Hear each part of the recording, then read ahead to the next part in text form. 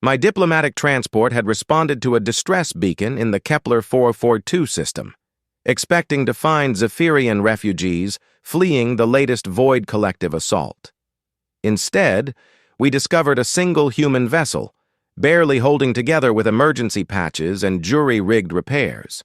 The ship looked like it had been through a stellar storm and come out the other side missing half its hull plating. Ambassador Thelnara, my superior and the Galactic Council's most experienced diplomat, ordered our medical bay prepared for casualties. When the airlock cycled open, what stumbled out defied everything I thought I knew about warfare and survival. 3 humans emerged from that dying ship. The first was a female with burns covering 30% of her body, her left arm hanging useless at her side. Behind her came a male missing his right eye, a crude bandage wrapped around his head where something had torn away flesh and bone. The third human limped forward on a makeshift leg brace, his natural limb bent at an impossible angle. They should have been screaming. They should have been begging for immediate medical attention. Instead, the female human stepped forward, straightened her spine, despite the obvious agony it caused, and spoke in perfect galactic standard. "I am Captain Sarah Chen of the UES Defiance. We bring urgent intelligence about Void Collective movements in Sector 7. Our ship is beyond repair, but our mission data is intact." Ambassador Thelnara's tentacles curled in bewilderment. "Captain, your injuries require immediate attention. Surely the intelligence can wait until—" Negative. The human's voice cut through the ambassador's words like a plasma blade. 200,000 Zephyrian civilians are trapped on Kepler 442c. The Void Collective is moving to harvest their life energy in 16 hours. The intelligence cannot wait. I watched this exchange with growing fascination. In my 40 cycles serving the Council, I had seen dozens of species face trauma and injury.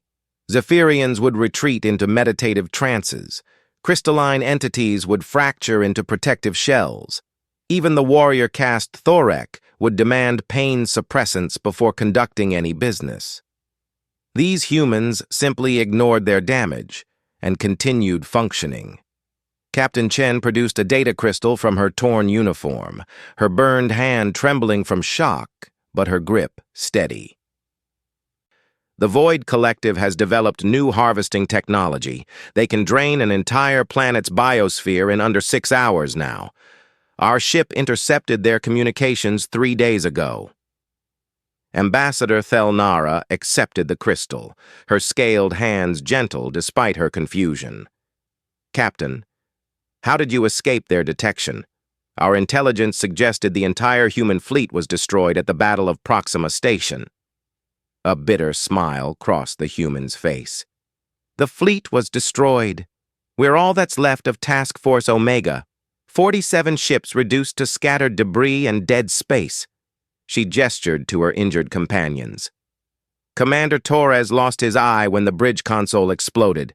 Chief Petty Officer Williams broke his leg when we had to manually realign the quantum drive while under fire. I got my burns dragging wounded crew members from a reactor breach." The male human with the missing eye stepped forward. "Ma'am, we should mention the pursuit. 3 Void Collective hunters have been tracking us for 18 hours. Our engine signature is compromised." Captain Chen nodded. "They'll be here soon. Your ship should leave immediately after transferring our data." I found my voice for the first time since they had arrived. "What about you? Your medical needs?"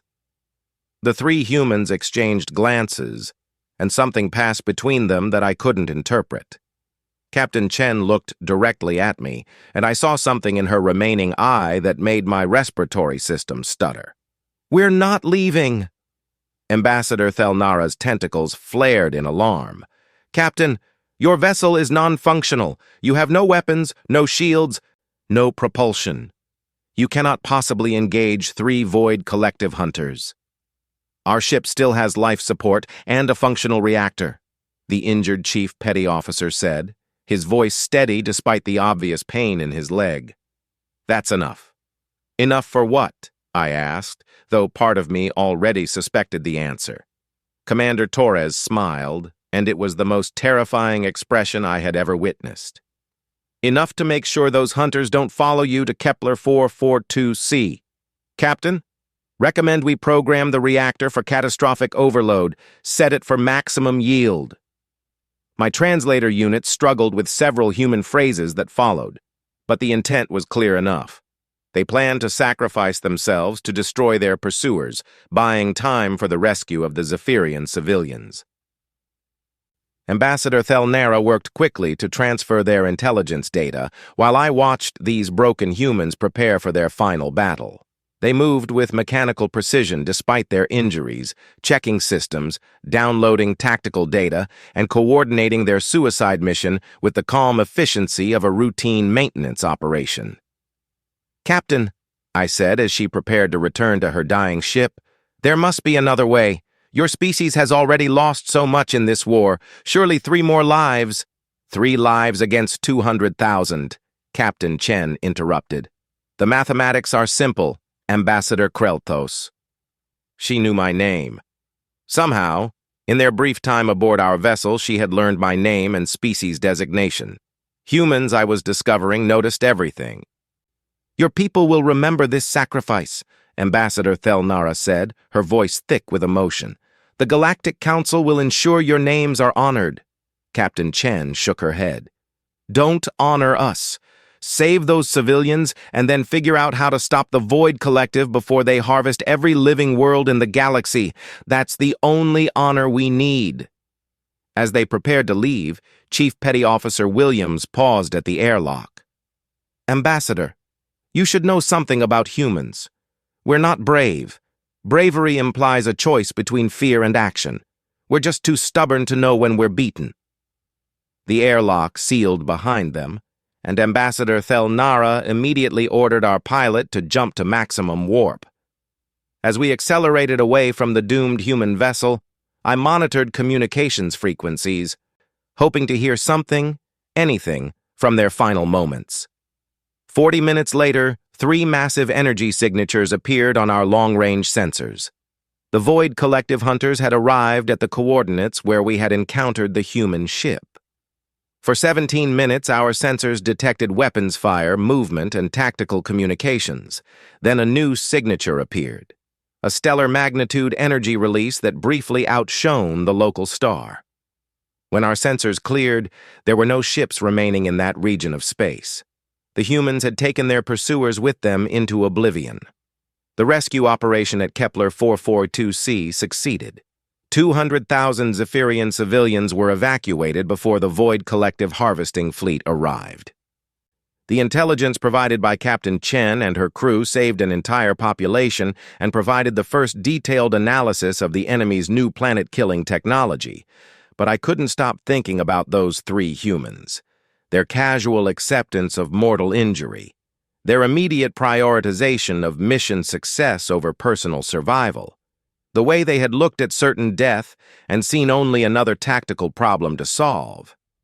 6 months later, I requested a transfer to the newly established Human Relations Division. Ambassador Thelnara approved the transfer immediately, though she warned me that working with humans would challenge everything I thought I knew about warfare, diplomacy, and survival. She was right, but not in the way either of us expected. The Human Relations Division operated from a small office complex on Centauri Station, processing the endless stream of reports, requests, and intelligence data flowing from human-controlled space.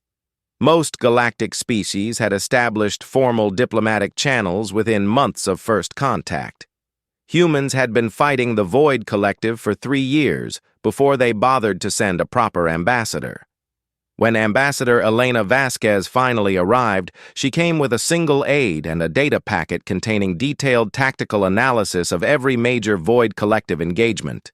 No formal introductions, no cultural exchange protocols, no ceremonial gifts, just intelligence data and a blunt request for military support. "The Void Collective will reach the galactic core within 8 months, Ambassador Vasquez announced during her first appearance before the full council. "Our projections indicate they can harvest enough life energy from core worlds to fuel an expansion into the Andromeda Galaxy. If that happens, this war becomes someone else's problem in about 50,000 years. Council Chairman Veltar raised his primary manipulator for attention. Ambassador, while we appreciate human sacrifice in this conflict, the Galactic Council cannot commit fleet resources without proper strategic planning. We require detailed operational assessments, casualty projections, and, Chairman, with respect, we don't have time for proper strategic planning. Ambassador Vasquez activated a holographic display showing void collective movement patterns. They're not conquering territory, they're consuming it. Every day we spend in committee meetings is another star system that gets eaten. The argument that followed lasted 6 hours and resolved nothing. Representatives from 47 species debated logistics, ethics, resource allocation, and territorial sovereignty, while the holographic display showed another world going dark every few minutes. I watched Ambassador Vasquez during these debates, studying her reactions to the political maneuvering and procedural delays. She sat perfectly still, hands folded, expression neutral. But I noticed her checking a small chronometer every few minutes, and I realized she was calculating exactly how many lives were being lost while the council argued about jurisdiction.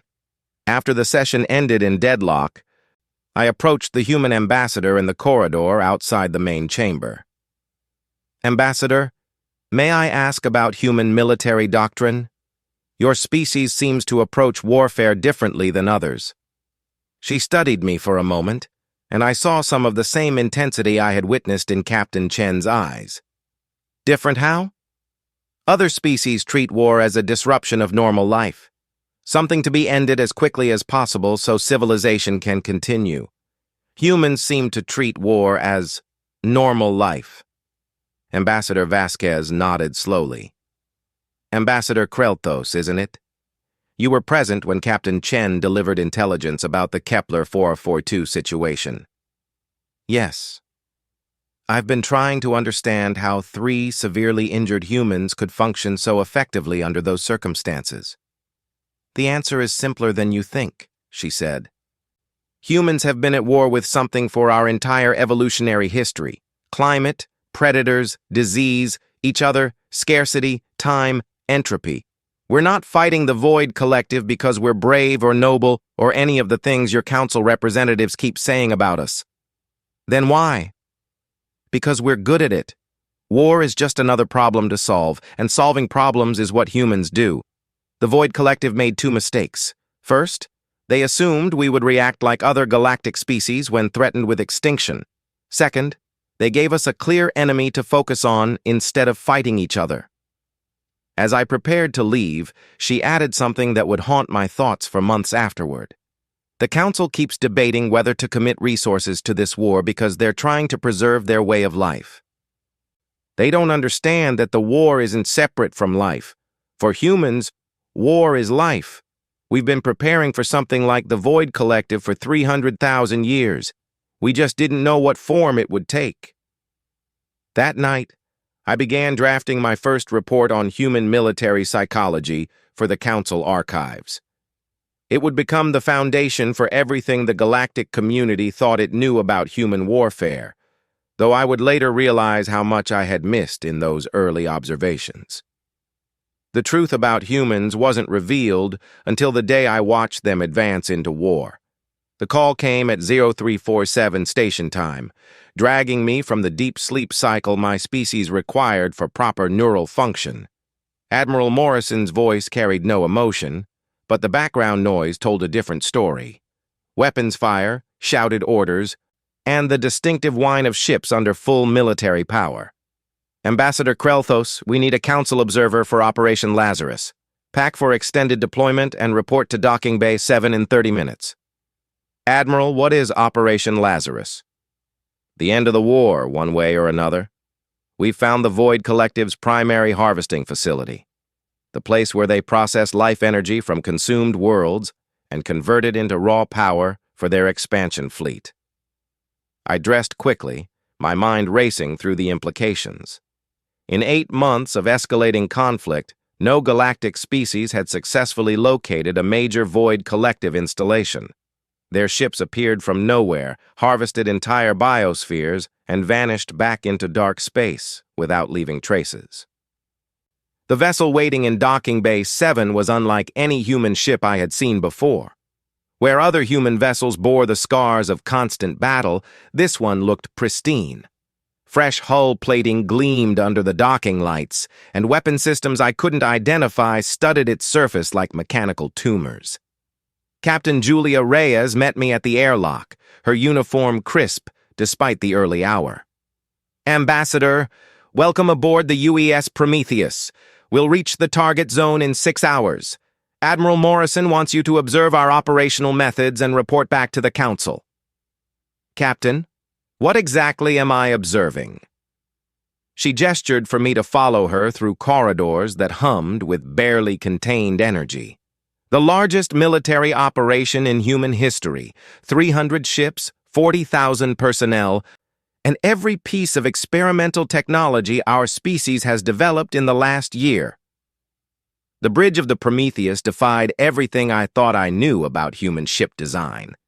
Instead of the cramped, improvised arrangements I had seen before, this was a cathedral of war. Dozens of crew members worked at stations arranged in perfect geometric patterns, their movements synchronized like a complex dance. Admiral Morrison stood at the center of it all, her hands clasped behind her back as she studied tactical displays showing the positions of hundreds of ships. When she noticed my arrival, she nodded briefly and returned to her analysis. "Admiral," I said, approaching carefully, "the Council is concerned about this operation.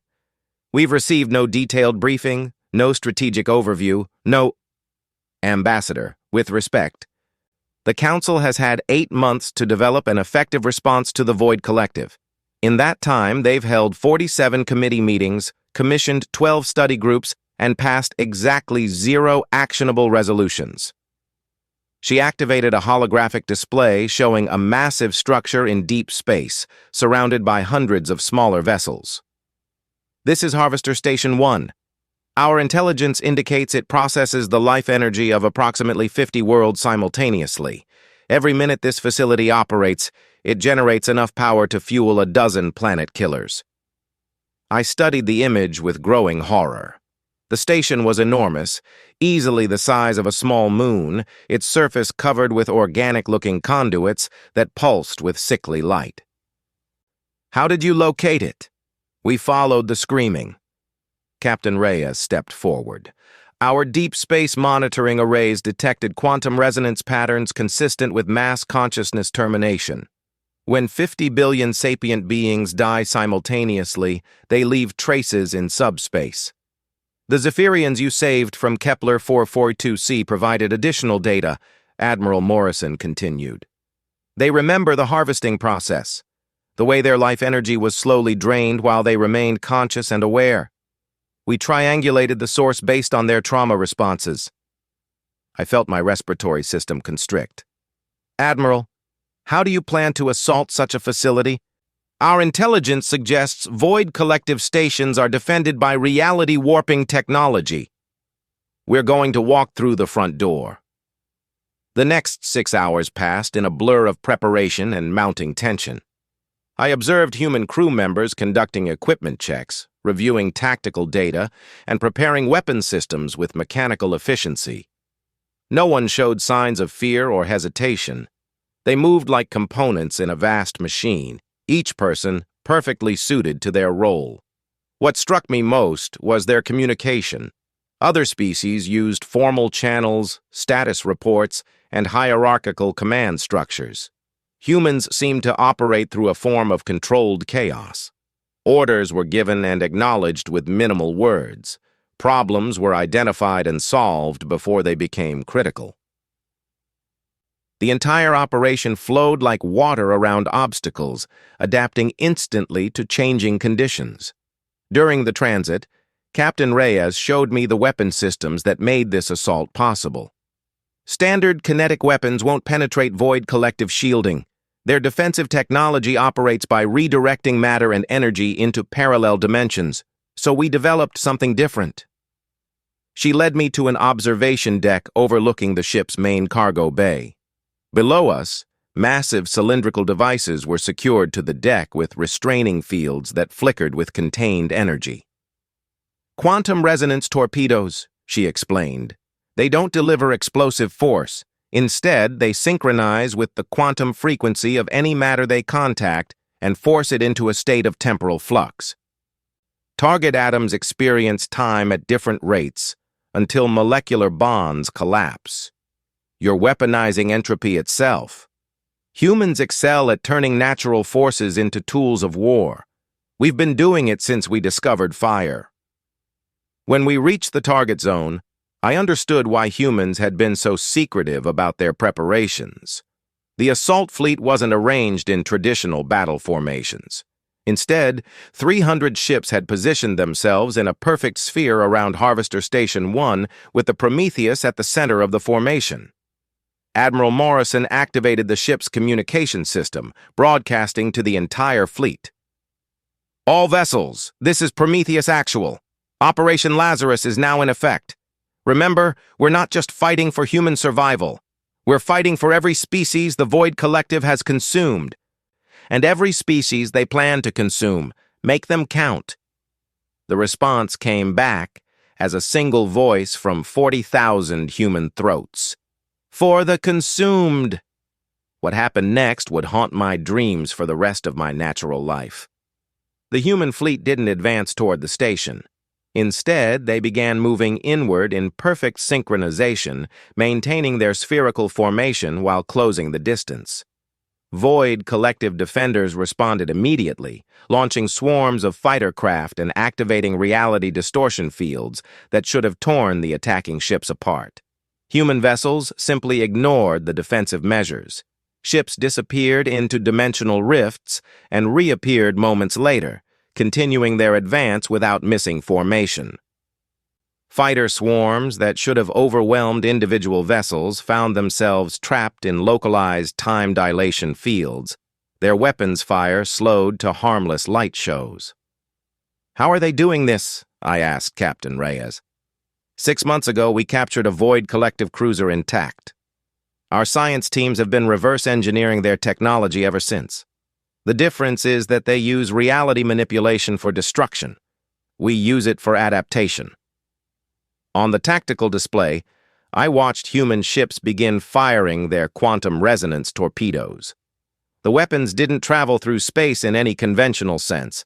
They simply appeared at their targets, bypassing shields and defensive systems entirely. Where they struck, massive sections of the harvesting station began flickering between dimensions, their atomic structure collapsing into quantum foam. But the Void Collective had surprises of their own. The station's surface erupted with defensive weapons, unlike anything in galactic databases. Beams of concentrated darkness that erased matter at the quantum level. Gravity wells that crushed attacking ships into singularities. And something worse, something that made human crew members scream and clutch their heads as their minds were invaded by alien presence. "Psychic warfare," Admiral Morrison said, her voice strained as she fought off the mental assault. "They're trying to break our consciousness and harvest our life energy while we're still alive." I watched in fascination as humans adapted to this new threat. Instead of retreating or seeking protection, they began using the psychic attacks against their enemies. Crew members who had been targeted by the mind invasions started speaking in languages that hurt to hear, their voices carrying harmonics that disrupted Void Collective technology. "We're converting their psychic energy into a weapon," Captain Reyes explained, blood streaming from her nose as she maintained control of her station. "Human consciousness is more resilient than they expected. Instead of breaking us, they're giving us access to their neural networks."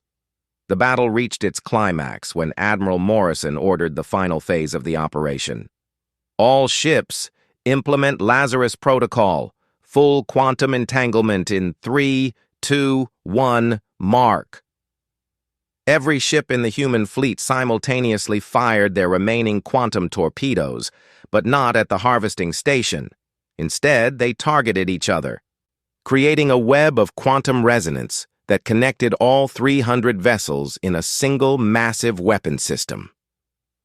The space around Harvester Station 1 exploded into a kaleidoscope of impossible colors as reality itself became weaponized.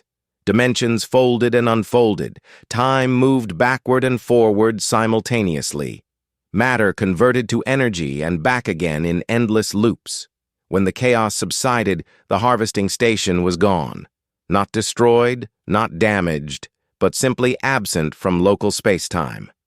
Where it had existed, now there was only empty void and the slowly dissipating quantum echoes of its passage. Admiral Morrison slumped against her command station, exhaustion written across her features. Around the bridge, human crew members began the process of damage assessment and casualty reports. Of the 300 ships that had participated in Operation Lazarus, 47 had been lost to the quantum entanglement process. 7,000 humans had died to eliminate the Void Collective's primary harvesting facility. "Admiral," I said, my voice shaking with what I had witnessed, "how did you know the Lazarus protocol would work? How could you risk so many lives on an untested weapon?" She looked at me with eyes that had seen too much death and destruction. "Ambassador, humans have been gambling with extinction since we first climbed down from the trees. The difference is that we've learned to stack the odds in our favor. But the cost, 7,000 humans died here today, but 50 billion sapient beings won't die tomorrow.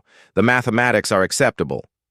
As we prepared to return to Centauri Station, Captain Reyes provided me with tactical data from the engagement. The numbers were staggering. Human weapons had functioned at 97% efficiency. Coordination between fleet elements had maintained perfection throughout the battle. Most importantly, the psychic warfare techniques the Void Collective had used against human crew members had been successfully reverse-engineered and converted into offensive capabilities. "Captain, this battle changed the fundamental nature of warfare in our galaxy. Your species has demonstrated the ability to weaponize reality itself." She nodded thoughtfully. "The Void Collective made a strategic error. They assumed that consciousness was a weakness to be exploited. They didn't understand that human consciousness is a weapon that gets stronger under pressure." During the return journey, I compiled my observations into a comprehensive report for the Galactic Council. The language I used was carefully diplomatic, but the conclusions were inescapable. Humans didn't simply fight wars, they evolved during them. Each engagement made them more dangerous, more adaptable, more efficient at converting opposition into opportunity. The report included tactical analysis, casualty figures, and strategic recommendations. But what it couldn't capture was the deeper truth I had witnessed during Operation Lazarus. Other species fought to preserve their civilization. Humans fought to transform themselves into something their enemies couldn't predict or counter. They weren't just defending their territory or their people. They were actively becoming something new, something designed specifically to excel at warfare against impossible odds. The Void Collective had awakened something in humanity that had been dormant since their species first developed interstellar travel. Not their capacity for violence, but their capacity for adaptation, for solving problems by becoming the kind of entity that could solve those problems. And I was beginning to suspect that the war against the Void Collective was just the beginning. The real question was what humanity would become when they no longer had an external enemy to fight. 3 months after Operation Lazarus, the Void Collective surrendered. The announcement came through standard diplomatic channels, delivered in perfect galactic standard by entities that had never before acknowledged the existence of other sapient species. The message was brief, formal, and contained a level of respect that bordered on reverence. To the human species and their allied races, the collective acknowledges superior adaptive capability and requests cessation of hostilities. We propose immediate withdrawal from all harvested territories and return of stored life energy to designated recipients. Terms for permanent non-aggression protocols await your consideration. Admiral Morrison read the message aloud during an emergency session of the Galactic Council, her voice carefully neutral, despite the magnitude of what she was announcing. The Void Collective has agreed to restore the life energy of approximately 200 billion sapient beings across 800 worlds. Full biosphere reconstruction will begin immediately upon ratification of the surrender terms. The council chamber erupted into chaos. Representatives from dozens of species shouted questions, demands, and congratulations in a dozen different languages.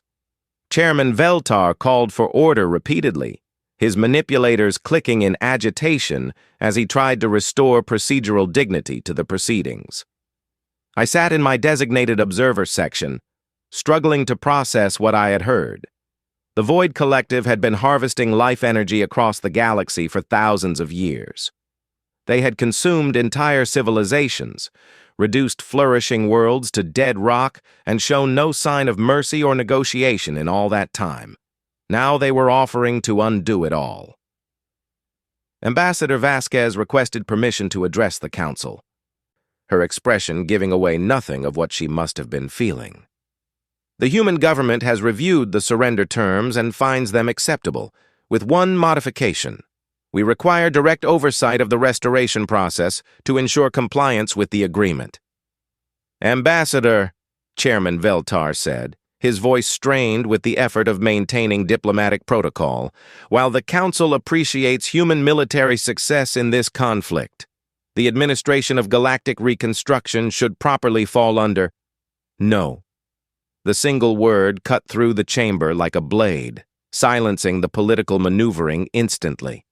Ambassador Vasquez stood perfectly still at the speaker's podium, but something in her posture made every representative in the room focus their complete attention on her words. The human species has spent the last year learning how to fight the Void Collective. We've studied their technology, decoded their methods, and developed countermeasures for every weapon in their arsenal. We know more about Void Collective capabilities than any other species in this room. She activated a holographic display showing star charts marked with thousands of red indicators. These are the locations of worlds they've harvested. Our deep space monitoring networks have detected quantum signatures from everyone. If the restoration process fails, if the Void Collective attempts deception, if anything goes wrong with the return of 200 billion lives, humans will know immediately. And if something does go wrong? Asked Representative Tholmek of the Crystalline Federation. Ambassador Vasquez smiled, and I recognized the expression from my first encounter with humans. Then we continue the war until every Void Collective entity in this galaxy is converted into quantum foam. The choice is theirs. The restoration process began within hours of the treaty ratification. I requested assignment as a council observer, partly from diplomatic necessity and partly from personal fascination with what I was about to witness. The scale of the operation defied comprehension. Entire star systems that had been dead for centuries began showing signs of renewed life energy. The Void Collective worked with mechanical efficiency, using their reality manipulation technology to reverse the harvesting process. On world after world, barren landscapes began to shimmer with the quantum signatures of returning consciousness. But it was the human oversight teams that made the process truly remarkable. Captain Reyes commanded the observation vessel UES Witness, positioned in the Vega system to monitor the restoration of 6 worlds that had been consumed during the early phases of Void Collective expansion. I joined her team as they watched impossible miracles unfold in real time. Ambassador, observe the quantum resonance patterns from Vega Prime, she said, indicating readings on her tactical display. The Void Collective is returning approximately 4 billion individual consciousness patterns to their original biological matrices. On the main screen, the planet below us flickered between states of existence. Dead continents gave way to living ecosystems. Ruined cities rebuilt themselves from quantum memory. Oceans that had been boiled away reformed with their original chemical compositions intact. Captain, how is this possible? The life energy was stored for over 300 years. Void collective technology operates outside normal temporal constraints. When they harvest a biosphere, they preserve it at the moment of consumption. Every living thing, every thought, every memory, every dream, all of it stored in quantum suspension until they need the energy for expansion. I watched cities populate themselves with returning citizens. Forests regrow with exactly the same trees that had existed centuries ago, and civilizations resume their development as if no interruption had occurred. It should have been a moment of pure joy, a resurrection miracle that vindicated every sacrifice made during the war. Instead, I felt a growing sense of unease. Captain, something is wrong with this process. She nodded grimly. The Void Collective is restoring everything perfectly. Too perfectly. No civilization experiences complete continuity across multiple centuries. There should be gaps, inconsistencies, small errors in the restoration process. But there aren't any.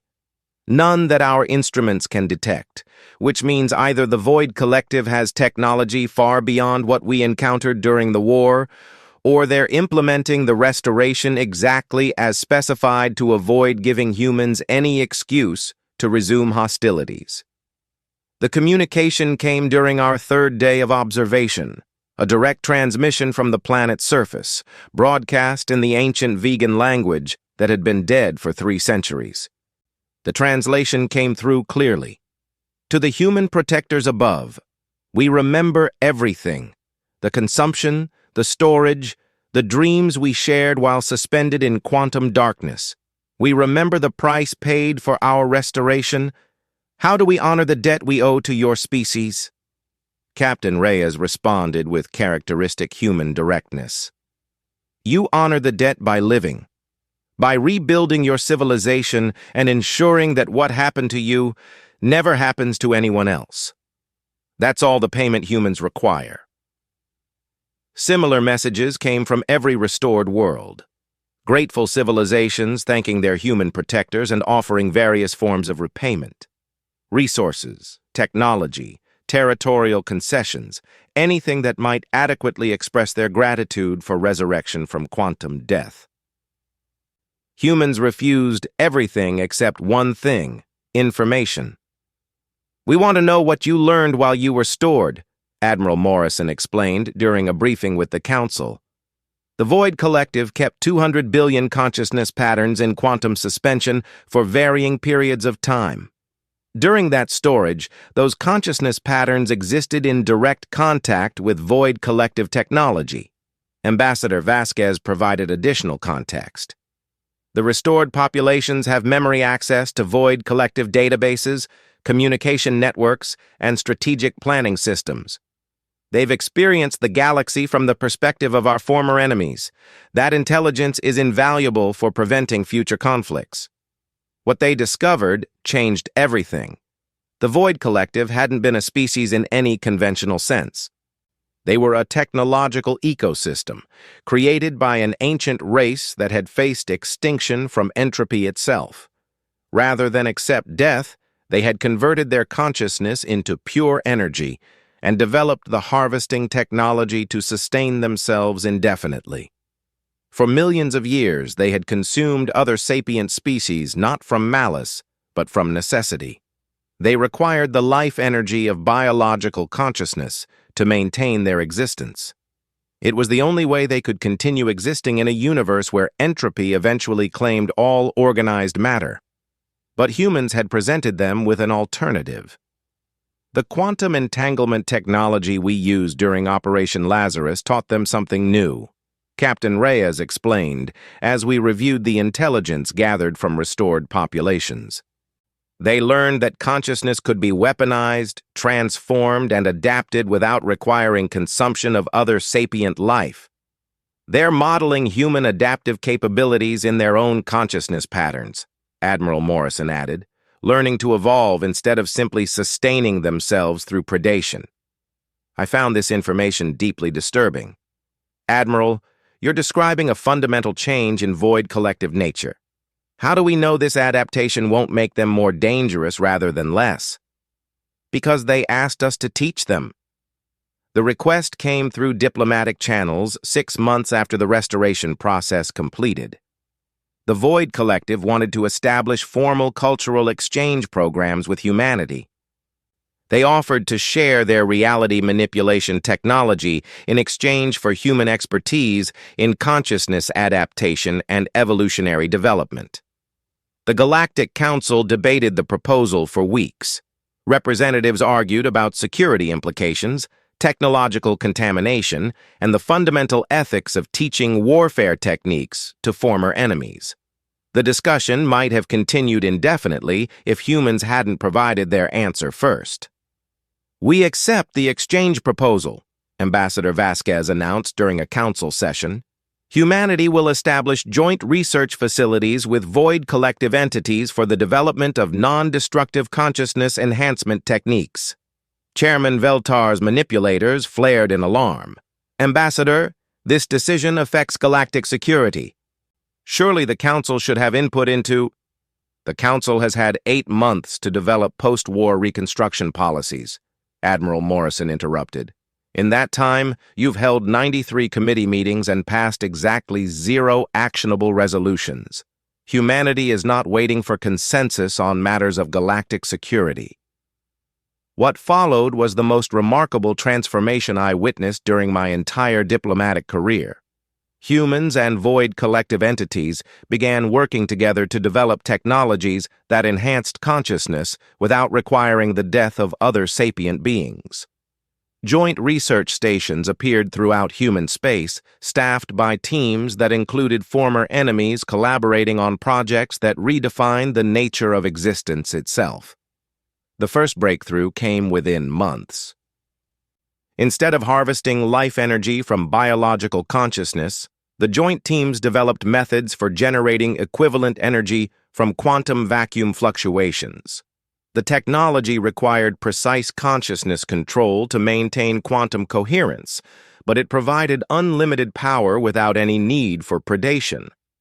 They're learning to sustain themselves from the fundamental energy of empty space, Captain Reyes explained during a tour of Research Station Alpha. No more need to consume other species for survival.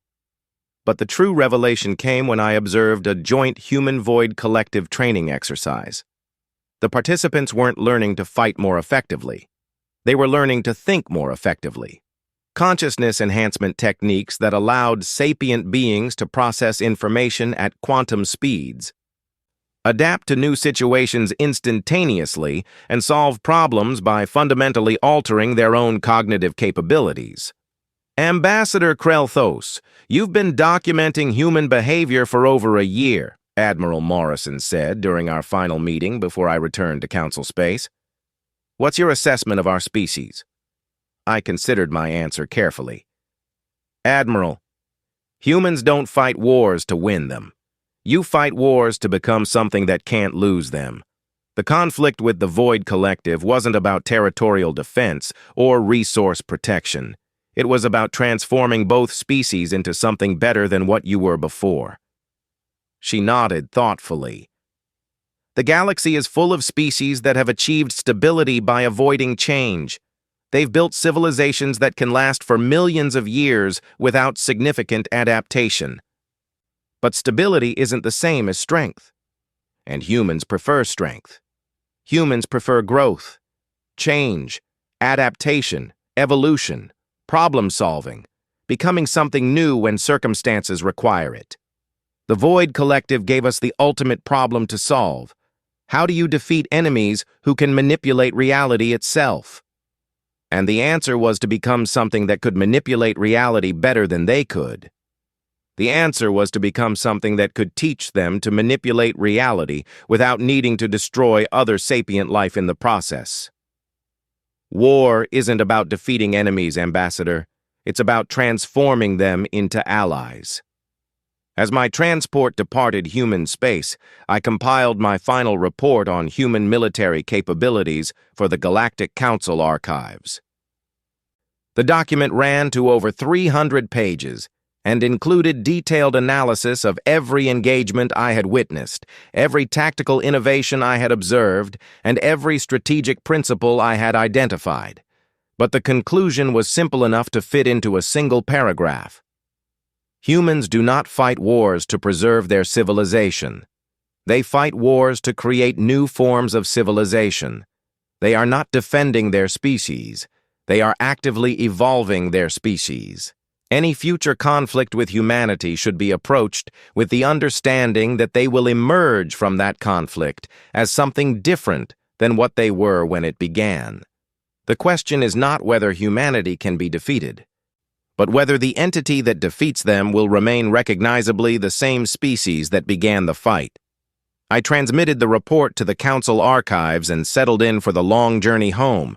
Behind me, human space continued its expansion, not through conquest, but through invitation. Species after species requested alliance agreements, technology sharing arrangements, and joint development programs.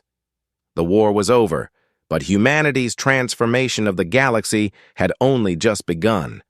And somewhere in the quantum foam between dimensions, I suspected that other ancient entities were taking notice of a species that had learned to weaponize consciousness itself, and wondering whether they should introduce themselves as friends or prepare for the kind of conflict that could reshape reality at the fundamental level. The stars, as Captain Chen had once told me, had learned to fear the human name. Now they were learning to respect it.